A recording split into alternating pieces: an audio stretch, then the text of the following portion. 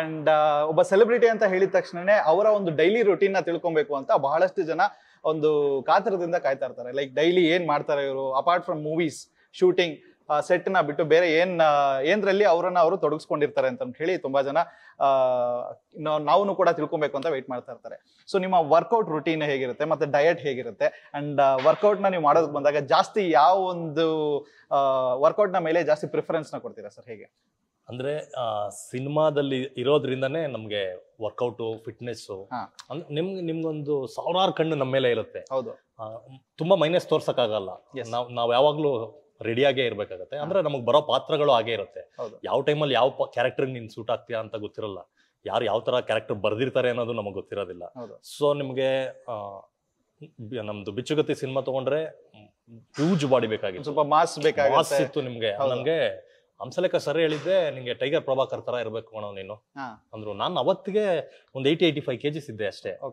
So 108 kg weight gain ಮಾಡಿದ್ದು. ಅದಕ್ಕೂ ನನ್ಗೆ ಒಂದು 3 to 4 months ಟೈಮ್ ಇತ್ತು. ಅದ್ರ ಜೊತೆಗೆ ನಮ್ಗೆ ವರ್ಕೌಟ್ ಅಲ್ಲದೆ ಬೇರೆ ಬೇರೆದು ಇರುತ್ತೆ. ರೆಸ್ಲಿಂಗ್ ಕಲಿಬೇಕಾಗಿತ್ತು, ಹಾರ್ಸ್ ರೈಡಿಂಗ್ ಕಲಿಬೇಕಾಗಿತ್ತು. ಅಂದ್ರೆ ಎಲ್ಲದಕ್ಕೂ ಟೈಮ್ ಮಾಡ್ಕೊಬೇಕು. ನಾವು ಟೈಮ್ ಮಾಡ್ಕೊಂಡು ಒಂದು ಪ್ರಾಪರ್ ಶೇಪ್ ಅಲ್ಲಿ ಇದ್ರೆ ನಾನು ಯಾವ ಕ್ಯಾರೆಕ್ಟರ್ ಬೇಕಾದ್ರೂ ಬೇಗ ರೆಡಿ ಆಗ್ತೇನೆ. ಅಂಡ್ ನೀವು ಮಾಡಿರುವಂತಹ ಚಿತ್ರಗಳಲ್ಲಿ ಬೇರೆ ಬೇರೆ ಒಂದು ಪಾತ್ರಗಳನ್ನು ನಿಭಾಯಿಸಿದ್ರೆ ಅಂತಾನೆ ಹೇಳ್ಬೋದು ಸರ್. ಅಂಡ್ ಆ ಒಂದು ಟ್ರಾನ್ಸ್ಫಾರ್ಮೇಶನ್ ಆಕ್ಟಿಂಗ್ ನಲ್ಲೂ ಕೂಡ ಕ್ಯಾರೆಕ್ಟರ್ಗೂ ಕೂಡ ಬೇರೆ ಜಾನರನೇ ಅಂತ ಅಂದ್ಬಿಟ್ಟು ಹೇಳ್ಬೋದು. ಈಗ ಹಿರಣ್ಯದಲ್ಲಿ ಒಂದು ಬೇರೆ ಕ್ಯಾರೆಕ್ಟರ್ ಪ್ಲೇ ಮಾಡ್ತಾರೆ, ಗ್ಯಾಂಗ್ಸ್ಟರ್. ಗಜರಾಮದಲ್ಲಿ ಒಂದು ರೆಸ್ಲರ್ ಪ್ಲೇ ಮಾಡ್ತಾ ಇದ್ರ. ಇಲ್ಲಿ ಒಂದು ಫಾರಿನ್ ಇಂದ ಬಂದಿರುವಂತಹ ಲವ್ ಬಾಯ್ ಕ್ಯಾರೆಕ್ಟರ್ ಪ್ಲೇ ಮಾಡ್ತಾ ಇದೀರಾ. ಸೊ ಹಿಂಗೆ ಒಂದು ಟ್ರಾನ್ಸ್ಫಾರ್ಮೇಶನ್ ಬೇಕಾಗತ್ತೆ ಅಂತ ಹೇಳಿದಾಗ ಒಂದೇ ಜಾನರ್ ಫಿಲ್ಮ್ಗೆ ನೀವು ಸ್ಟಿಕ್ ಆನ್ ಆಗ್ತಾ ಇಲ್ಲ, ಬೇರೆ ಬೇರೆ ಎಕ್ಸ್ಪೆರಿಮೆಂಟ್ ಮಾಡ್ತಾ ಇದ್ದೀರಾ.